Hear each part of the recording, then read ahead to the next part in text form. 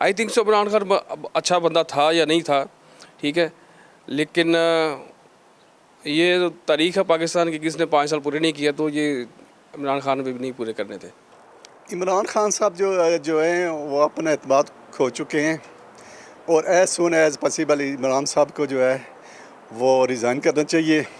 देखिए बात ये है कि अमेरिका किसी ऑफिशियल ने लेटर नहीं लिखा, ये जो कन्वर्सेशन होती है ये हमारे जो एम्बेसडर साहब ने उनका ये उन्होंने एक मरसला भेजा है, तो इसको इतना सीरियस नहीं लेना चाहिए। ये बैकडोर डिप्लोमेसी से इन मामलात को हल करना चाहिए।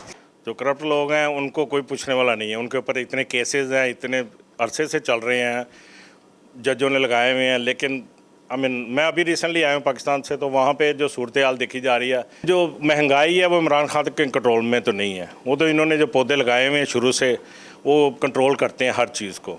टाइम पास करने वाली बातें मेरे हिसाब से। मुल्क को इसने पहले तबाह कर दिया, इतनी महंगाई आई तक पाकिस्तान में नहीं हुई। मैं जाता रहता हूँ अक्सर, 2 टाइम का खाना भी लोगों के लिए मुश्किल हो गया। ये खुद इन लोगों की आपस में बस एक ड्रामा चल रहा है, जो कभी एक मुल्क के ऊपर वो उंगलियां, अमेरिका इनके साथ क्या काम है या दूसरे मुल्क का क्या काम है? खुद क्या जो बाइडन उधर गया है जिसको नहीं यार, ऐसा कोई बात नहीं है। पाकिस्तान में सिचुएशन इस टाइम तो जी बिल्कुल ही क्रिटिकल किस्म की सिचुएशन हुई हुई है। सारी पार्टियां एक तरफ हैं, पीटीआई एक तरफ है। समझ से बाहर हुए हैं हालात अभी तो फ़िलहाल के जो भी है, इस टाइम कुछ कह नहीं सकते।